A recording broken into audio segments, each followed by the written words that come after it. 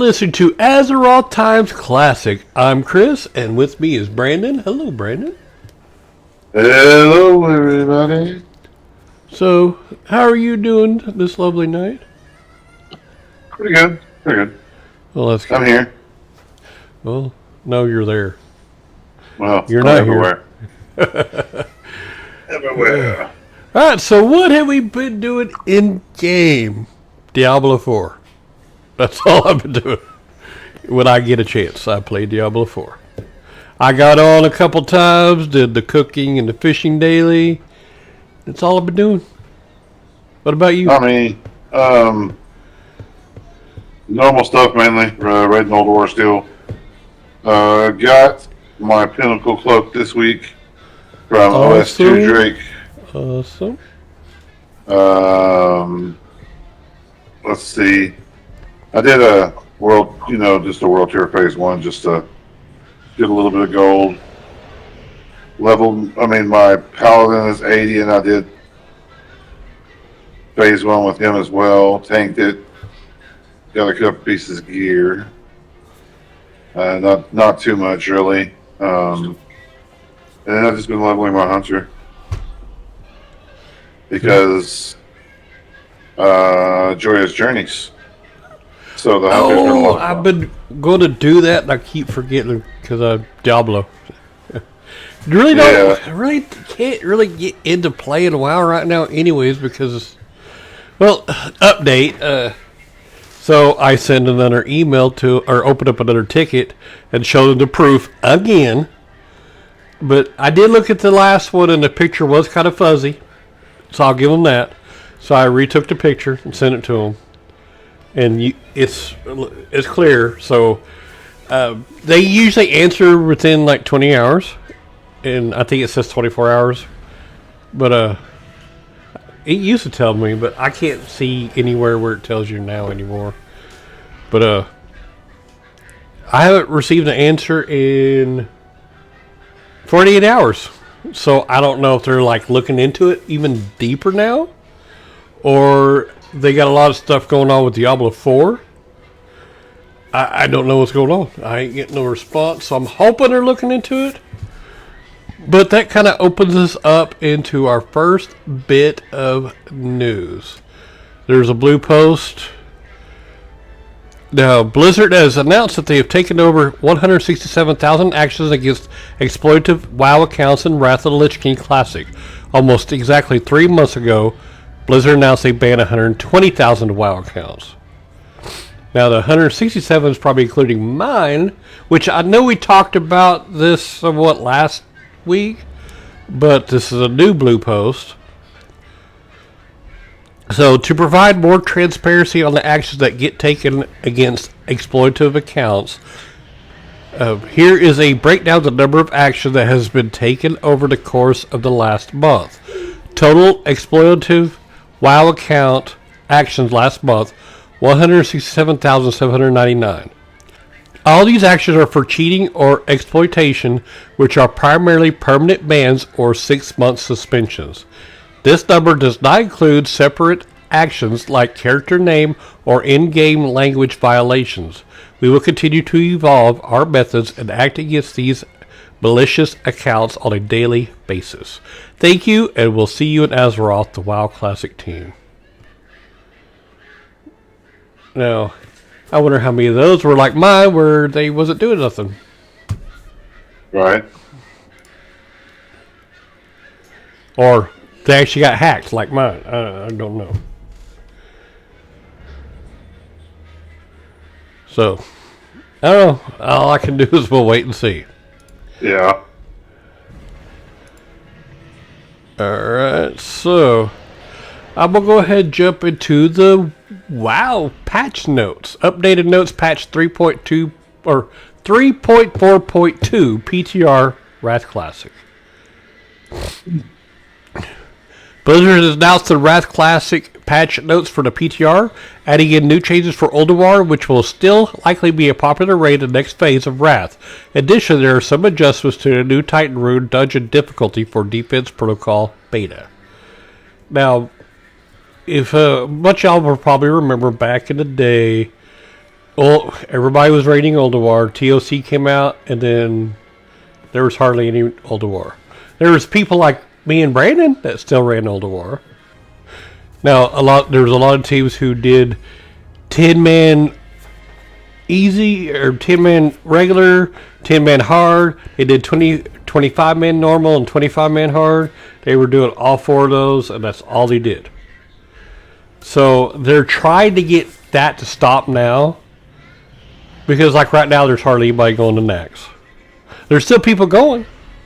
But mainly people run at Ulduar. They want to keep people in Ulduar when TOC comes out. So I think that's what they're doing. They still want people running dungeons, so they're making them harder. You know, an actual, you get to pick if it's hard or not. So that's pretty cool. Now, Blizzard says, greetings, we've just pushed a new build to the WoW Classic PTR, and while this update is mostly focused on bug fixes and stability in preparation of our patch 3.4.2 launch on June 20th, we did want to make sure that you were aware of a few changes to Ulduar and Titan Rune Dungeons Defense Protocol Beta that are included in this build. Build 49979, June 9th, 2023. Ulduar, the Expedition Base Camp Teleporter inside the entrance to Ulduar is now always active. Players may now use the Expedition Base Camp Teleporter to port directly to the antechamber of Ulduar, even if Flame Leviathan and XT-002 Deconstructor have not yet been defeated. So that's cool.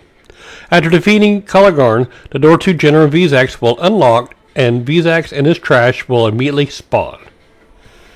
Yogg-Saron will now drop additional fragments of Valinir, depending on how many Titan Keepers are assisting your raid. With 0 Keepers assisting, Yogg-Saron will now always drop 3 fragments of Valinir. With 1 Keeper assisting, Yogg-Saron will now always drop 2 fragments of Valinir. With 2 or more Keepers assisting, Yogg-Saron will still drop 1 fragment of Valinir as before. The 1-hour timer for defeating Algalon the Observer has been removed. Algalon the Observer will now always drop 2 fragments of Valinir. Now, the developer knows we've seen a lot of feedback that a skip in Ulduar was desired going into the next content phase, and we've experienced ourselves how painful it can be to only see 1 or 2 fragments of Valinir drop per run. These adjustments seemed like a fairly clean solution to help ensure that you can get a few more guaranteed fragments per week, provided you are able to kill the hardest bosses in the raid, and you can do so quickly if you desire. Adding the extra fragments to Algalon and Yogg 1, Yogg 0, should still preserve a sense of progression for guilds who are still working on those encounters, while also making the Algalon encounter a bit more forgiving to learn by removing the timer. At this time, we have no plans to implement any sort of post-nerf version of Ulduar, as we are very satisfied with the level of difficulty of Ulduar right now, especially with the gear that is going to become available in Trial of the Crusader and Trial of the Grand Crusader. We've gone ahead and enabled access to Ulduar on the PTR if you and your raid team wishes to test these adjustments. And also the Titan Rune Dungeons, Culling a Strathome, Holy Grand Grenade now applies Holy Imbuement buff to all players within a 30-yard radius of the explosion. Holy Imbuement increases healing and damage by 20% for 20 seconds. Ugar Keep and Ugar Pinnacle. Upon removing Fire Blast on an icy path, players will now receive the Blistering Fury buff. Blistering Fury increases all crit chance percent by 50% for 20 seconds. Azrael Darub and Ankhet.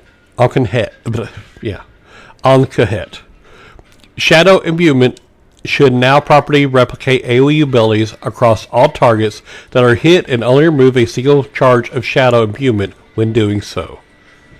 And the developer's notes, so anyways, we got Blistering Fury and started blasting. Pretty much. That's what happens when you get it. Yeah.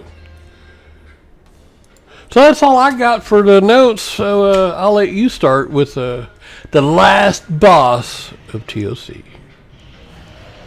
Yeah, He's a rather big bug. Looks just like the one at the end of Old Kingdom. Just big Anub'arak. So he's what you find at the end, and he has quite a few abilities, mechanics involved with him. We'll talk about the strategy again, as always. So we'll just get right into it. So he has a couple of abilities are frost spears. They're floating around the room. They have little health and can be attacked and destroyed by players. Permafrost is another thing. If a frost spear is destroyed, well, this happens when you destroy the frost spear itself. It creates a frozen area on the ground, about 8 yards in radius, that prevents creatures from burrowing through it and reduces movement speed of players by 20% in normal mode or 80% in heroic mode. In normal mode, the frost spears respawn infinitely. In heroic mode, only 6 frost spears are available. While Anub'arak is above 30% of his health, he alternates between ground state and burrow state. The fight starts with Anub'arak on the ground, about 90 seconds. He'll burrow for 1 minute and become untargetable, and he ignores permafrost. While Anub'arak is on the ground, he does Freezing Slash. It deals strong frost damage to the tank and stuns the tank in a block of ice for 3 seconds. Penetrating Cold applies to several random players.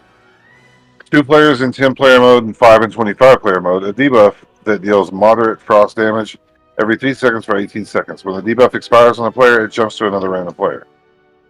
Nerubian Burrows are large spiders that spawn in the room and attack the raid. You'll have 2 waves of the Nerubian Burrower spawns before Anub'arak submerges. Each wave contains 1 ad in 10-player mode and 2 ads in 10-player mode. And in 25-player mode, 4 ads in the 25-player heroic mode. So 1 in 10-player normal, 2 in 10-player heroic, and 25 normal and 25 heroic. 25 heroic is 4. So next is increased exposed weakness. Increases physical damage taken by the tank by 25%. And stacks up to 9 times. Spider Frenzy increases movement speed by 20%. And attack speed by 100% if another Nerubian burrower is within 12 yards. Submerge. Nerubian burrower attempts to burrow under the ground and heal to full health. Does not work on permafrost. So if you get them into permafrost, he tries to go down, it won't heal him to full health. In heroic mode, Nerubian burrowers have an extra ability. It's Shadow Strike. Deals massive shadow damage to a random player. Takes 8 seconds to cast, so probably can be interrupted. While Anub'arak is under the ground, Impale. This ability has several features. So, one of the features is spikes appear on the ground and chase a random player, which gradually increase in speed, dealing moderate physical damage to any player in the way and knocking them up in the air. If the spikes are able to reach the targeted player, it deals strong physical damage to the player and to any players within 6 yards. Does not work through permafrost, but destroys a patch of permafrost if it is in the way. Then you have Swarm Scarabs. They're medium-sized bugs that spawn in the room and attack the raid. Swarm Scarabs slow down while they are in permafrost. Acid-drenched mandibles on each melee attack applies to the tank a debuff that deals moderate damage every 3 seconds, and it lasts for 1 minute, stacks up to 99 times. So, yeah. Determination. Swarm Scarabs heal to full health. Increases movement speed by 100%, becomes immune to stuns or slowing effects. Now, when you get Anub'arak below 30% health, he'll no longer burrow. And in normal mode, all the ads stop spawning. In heroic mode, Nerubian burrowers keep spawning. Anub'arak keeps using Freezing Slash and Penetrating Cold, but he does Leeching Swarm. It deals damage to all players in the room every second. The amount of damage is equal to 10% of the player's current health in normal mode and 20% of the player's current health in heroic mode, but always no less than 250 health. And it heals Anub'arak. So at that point, it becomes a burn phase. Berserk, if he's not killed within 10 minutes, Anub'arak starts dealing significant increased damage. So here's the strategy point, okay? 1 tank is required for Anub'arak. 1 or 2 tanks can be used for Nerubian burrowers. Assign a ranged damage dealer for frost spheres. These should be destroyed at proper spots, making sure that the patches of permafrost are placed conveniently for tanking Nerubian burrows and avoiding impale. While Anub'arak is on the ground, the spawning Nerubian burrowers should be picked up by the off-tank and kept on permafrost, preventing their submerge. Most of the damage should be focused on the Anub'arak, and the wave of the Nerubian burrowers should be killed while the Anub'arak is on the ground. The second wave of Nerubian burrows could be killed later after he burrows. In heroic mode, all casts of Shadow Strike can be interrupted. While the Anub'arak is under the ground, the raid must kill all remaining Nerubian burrowers. Players chased by Impale should kite the spikes as long as possible, making them hit permafrost, and nobody should stand in the way of the spikes. So what you'll want to do is you'll want to run around while the spikes are chasing you. And you want to try to run from them as long as you can before you actually take them onto the frost, because once you take them onto the frost, that frost disappears. And if that frost disappears, then the tank can no longer tank the adds on the permafrost because it's gone. So you want to chase around as long as possible, and once it gets too fast, you're not going to be able to use it or be able to get away from it anymore. Then you want to run it into the permafrost. So swarm scarabs do require tanking. They should be kited through permafrost when possible and killed quickly by the raid before they use determination. When an Anub'arak is close to 30% health, it is best to kill all adds before the transition. After an Anub'arak reaches 30% health, the raid should be kept near 50% of maximum health. This reduces the effect of Leeching Swarm while making it possible to survive penetrating cold. All damage should be focused on Anub'arak. It is best for damage dealers to save their most powerful abilities for this part of the fight. Kill an Anub'arak before his berserk timer runs out. So what they're talking about there is, like I said, it's the burn phase. Keeping you at 50% on health is pretty nice. I've seen some raids go lower, but 50% health is about where you can keep everybody and the penetrating cold won't kill. Just what it is it does 10% of your health that you have at the time. It takes away from you and gives to Anub'arak and it'll heal him. So at that point, that's when you want to use heroism. That's when you want to use all your cooldowns, and you want to get him down as fast as possible because for one, you don't want to heal him back up, or you don't want to. Your healers will run out of mana if you don't have enough damage on him. So you'll want to have more damage on him and just keep burning down until it's over. I mean, that's pretty much all it is at that point. So just kill him before the berserk timer runs out. You got 10 minutes. You shouldn't have a problem. So it should be pretty easy. All in all, I mean, we've done a lot of them. The Beast of Northrend, like I said, we know what those are. The main ones to worry about are going to be the two worms, Asimon, the other one. They just got to watch the debuffs on that. So that's the biggest one to worry about. Of course, the big guy, just move out of his way when he charges. Lord Jaraxxus, this is just killing him. Watching out for the different phases for like volcanoes and such, and then you got your faction champions. Of course, that's just your PvP. Twin Valkyr, we all know what that is. The two twins. Watch out. Make sure you just have the different debuffs on them. Light for dark, dark for light, and if they do their abilities, get whatever debuff the ability is happening so you don't take damage. And then, of course, Anub'arak at the end. We just talked about him. So hopefully you guys get into TOC. And if you're listening, hopefully this guy will help you. And if you need any help, just give us a holler. I'd be more than willing to happy to sit down and explain it with somebody. But until TOC. All right, so that's TOC. I can't wait. Well, I guess I can because I don't. Hey, I attempted to raid last week, but I got benched. So yeah, this week I definitely can't go because I'll be in Texas. So, but come back next week and hopefully I'll have an update on my account because I didn't. I want my account back. So we'll check on the update on fighting on getting my account back since I clearly got hacked. So Alright, so until next week, have fun playing the game. As always. This show is brought to you by Heartland Production Entertainment. If you'd like to help to make the show better, go to patreon.com/heartlandpae.